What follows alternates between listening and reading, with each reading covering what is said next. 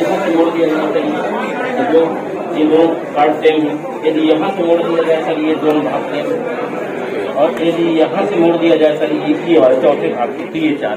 इस प्रकार से इस सममित आकृति में 4 सममित अक्ष बनेंगे। ये सममित आकृति है। ये सर अभी सेतु पाठ्यक्रम में भी था, ये रिपीट करने के लिए सीख मुझे ये भिन्न के बारे में, जैसे आप 1/2 तो इसको अपने आपको बता सकते हैं, 1/4 में इसको रख करके सर जुड़ा हुआ है, तो 1/4 के लिए ये 1/4 25% होगा, इस प्रकार से लिख दीजिए। तो इसमें भिन्न का तांत्रिक बच्चों को क्लियर कर सकते हैं। इसमें सर ये त्रिभुज 3 भुजाओं से मिलकर बनता है, और लेकिन इसकी कंडीशन ये है सर कि किसी भी 2 भुजा का योग तीसरी से ज्यादा होना चाहिए, बराबर भी है तो भी नहीं बनेगा। अब जैसे ये 2 भुजा का योग सर, मैं ये कह रहा हूँ एक भुजा बड़ी, किसी भी 2 को योग करने से तीसरी से बड़ी होना चाहिए हमेशा, बराबर भी नहीं होना चाहिए। जैसे ये बराबर होगा तो भी नहीं बनेगा, और ये बराबर होगा फिर भी नहीं बनेगा, छोटा होगा तो बनेगा ही नहीं बनेगा, बड़ा ही होना चाहिए किसी भी 2 को योग करने से। ऐसे भी ये है इसमें 6 7 है। एक इसमें सर 2 भुजा लेंगे तो अपन जितने भी कोण हैं उसके बारे में बता सकते हैं, 3 भुजा लेंगे तो जितने भी त्रिभुज हैं उसके बारे में बता सकते हैं, 4 लेंगे तो जितने भी प्रकार के चतुर्भुज होते हैं वो सब के बारे में बता सकते हैं। ये सर घनाभ के बारे में, घनाभ आकृति इस प्रकार से बनती है, इसमें 6 फलक होते हैं, 6 आयताकार फलक होते हैं। ये घन के बारे में मैं ये कह रहा हूँ, अभी इसको हमने खोल लिया जी, तब हमको 6 फलक समझते हैं। यदि ये घन के आकार जितना ये आकार है, अब 6 फलक हमको गिन देगा जी सर। ये 2 सामने और पीछे के सेम होंगे, बाजू बाजू के ऊपर नीचे ये सेम होंगे। क्षेत्रफल के लिए सर यदि सबका क्षेत्रफल निकाल के एड कर दे तो ये आ जाएगा। आयतन निकालना है सर, आयतन हमेशा अंदर के भाग का निकलते हैं, इसके अंदर हवा कितनी है, रेत कितनी है, सामान कितना आएगा, आयतन के बारे में बता सकते हैं। सही लकड़ी का भी कोशिश किया था लेकिन थोड़ा नहीं बन पाया, इस बार बना लीजिएगा उसको बढ़िया, है ना। ठीक है, प्रयास ठीक है आपका, मेहनत किए हैं, अच्छी बात है। अब बच्चे कितना लाभ उठा है अब उनके ऊपर मैं समझता हूँ बच्चे लाभ उठाएंगे।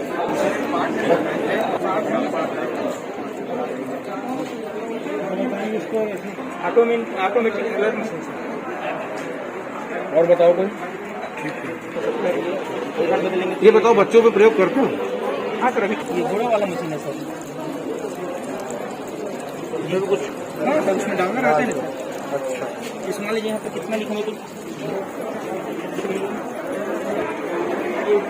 6 और 1 पहले हम 4 5 6 इसमें 1 है तो 1 का इसका रिजल्ट यहाँ हम देख लेंगे। ये सर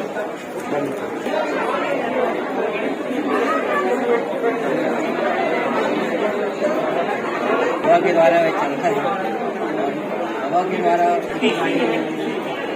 पानी कैसे लगता है या आपको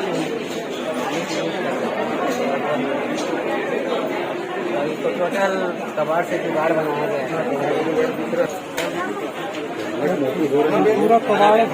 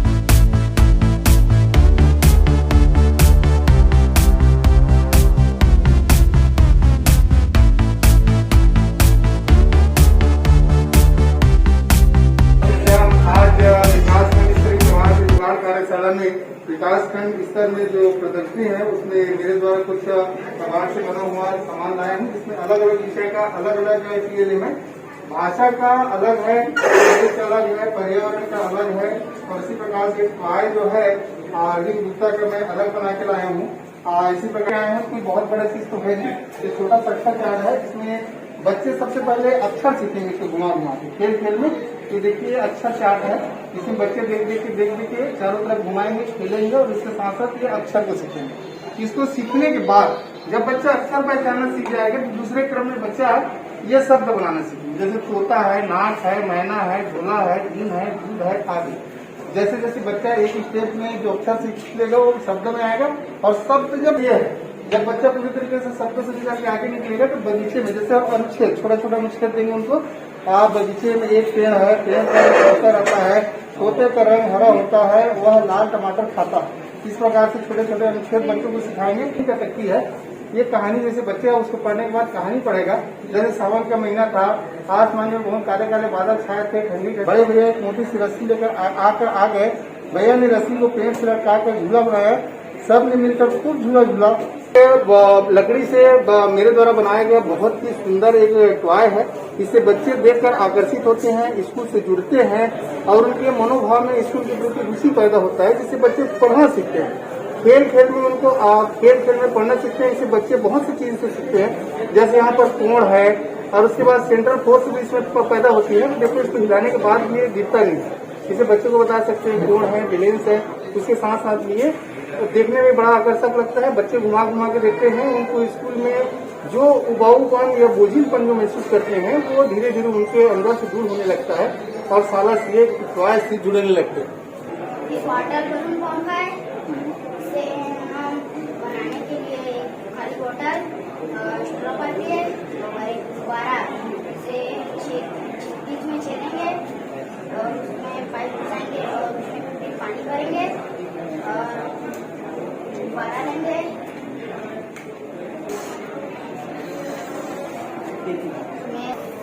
इसमें से पानी निकलने लगेगा।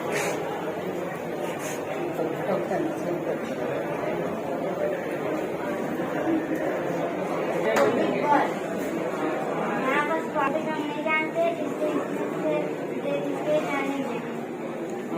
अगर गलत होगा तो अगर सही होगा तो हरा लाइट जाएगा। फादर का उल्टा सीन नहीं है।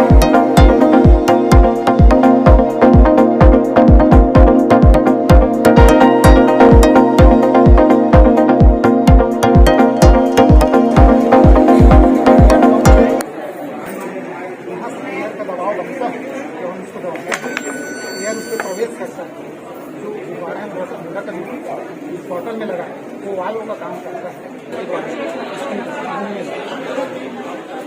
और इसको हम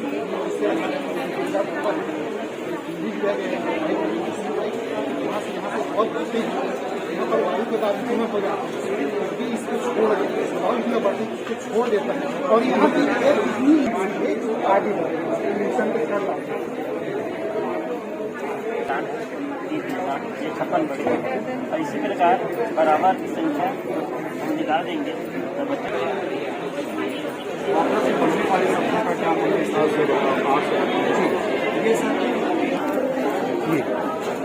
ये देखिए सर, यहाँ पे लिखा है इसमें कोई मात्रा नहीं है, शब्दों को जोड़कर वाक्य बना रहे हैं। यहाँ से थोड़ा आगे बढ़ेंगे सर, इसमें मात्राओं का ज्ञान आता है, जैसे बढ़िया तो मात्रा से कौन कौन से शब्द बनते हैं, कौन कौन से कहाँ। इसमें थोड़ा बढ़िया बनाया तो बढ़िया है, इसमें थोड़ा सुधार करो इसमें जी। उसको निकालो ना, जी बिल्कुल, उनका अर्थ समझे जी और उसको मजा आए पढ़ने में, बिल्कुल है ना। चल घर पर खटपट मत कर, पढ़ाने में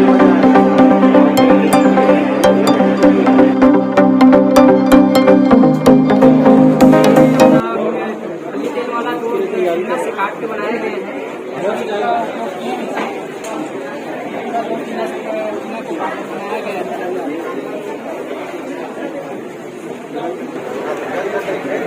कक्षा 5वीं के लिए पानी कहाँ से आ रहा है, इसकी स्थिति सूर्य है और सूर्य की गर्मी से ये समुद्र का जल वाष्प बन के ऊपर उठ रहा है और यहाँ पे ये वाष्प यहाँ आके संघनित हो रहा है और बादल बन रहा है। और यहाँ स्थिति ये है कि पानी से यहाँ गैस बन रहा है और गैस से यहाँ पे द्रव बन रहा है। तो ये जल से गैस और गैस से द्रव और द्रव के बाद ये बारिश हो रही है। बच्चों को ये बताना है, वापस फिर ये पानी यहाँ इकट्ठा हो रहा है, उसके बाद फिर ये सूर्य की रोशनी से फिर वाष्पित होता है, उसके बाद संघनन से ये फिर द्रव रूप में परिवर्तित होता है, उसके बाद ये फिर बारिश हो रहा है। ये चक्र घूम रहा है, ये जल चक्र है।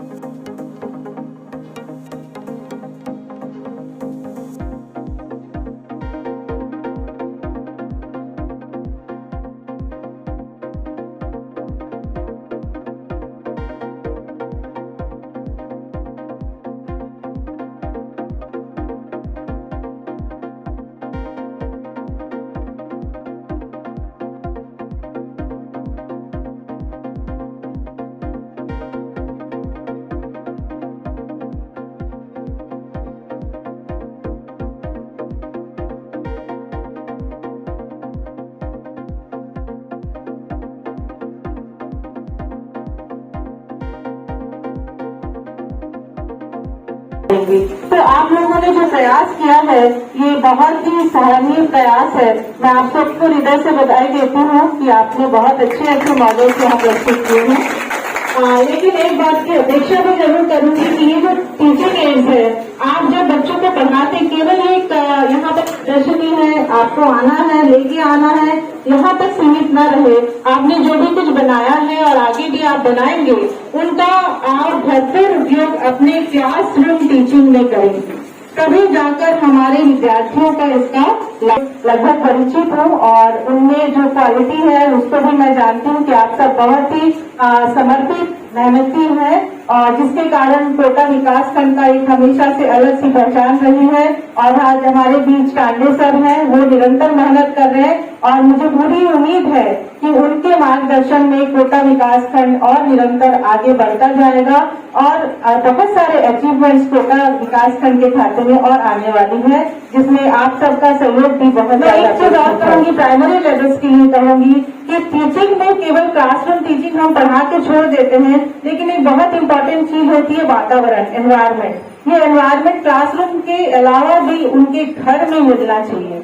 और जैसे कि आप जानते हैं कि बहुत सारे गांव के जो बच्चे आते हैं उनके माता पिता शिक्षित नहीं होते हैं, तो आप लोग एक प्रयास अगर कर सकते हैं, जो अभी एक कार्यक्रम चल रहा है कि अंगनवाड़ी शिक्षा, उसके अंतर्गत हम माताओं को शिक्षित कर रहे हैं। तो ये जो आप एड्स बनाते हैं, अगर आप उनकी माताओं को बुलाकर इन एड्स का जो आप समझा सकते हैं, अगर तो जो कम पढ़ी लिखी माताएं हैं वो भी इसको समझ जाएंगी और वो बच्चे जब घर जाएंगे तो उनको एक वातावरण मिलेगा, वहाँ पर उन माताएं जो है उनको घर में ही, जैसे हम सब करते हैं। हमारे बच्चे जब स्कूल से आते हैं तो आप क्या करते हैं कि आप जो भी पढ़ाया जाता है स्कूल में, उसको हम अपने बच्चों को बोलते हैं कि घर में वो पढ़े। लेकिन गांव के बच्चों को ये वातावरण नहीं मिल पाता है, ये केवल स्कूल तक सीमित रहते हैं और जो बस्ता स्कूल से बांध कर घर ले जाते हैं, फिर उसी बैग को उठाकर स्कूल में ले आते हैं। तो मैं सबसे ये आग्रह करूंगी कि आप माता पिता को भी जोड़ने का प्रयास करें और ये जो छोटे छोटे टीचिंग एड्स हैं, अगर आप उनको भी समझाएंगे तो वो घर में भी बच्चों को इन एड्स के द्वारा बच्चों को पढ़ाने की कोशिश कर सकते हैं। इन्हीं शब्दों के साथ मैं हृदय से आभारी हूँ शुक्ला सर का कि उन्होंने कन्याशाला को ये मौका दिया है यहाँ प्रदर्शनी लगाने का, जिससे हमको भी बहुत सारे और हमारे शाला परिवार के शिक्षकों को भी बहुत सारी चीजें सीखने को मिली। मैं हृदय से आभारी हूँ विकासखंड शिक्षा अधिकारी जी का और आप सभी का, खासकर जिन्होंने इतना मेहनत की है और इतने अच्छे अच्छे आपने यहाँ पर PLM बनाए हैं। तो आप सबको बहुत बहुत बधाई, शुभकामनाएं। हमारा जो पढ़ाई का नुकसान हुआ है, ये नुकसान की हो जाएगी, बहुत जल्दी हो जाएगी, ऐसा मुझको लगता है। थोड़ी सी बात मैं ये करना चाहूंगा आप लोगों से कि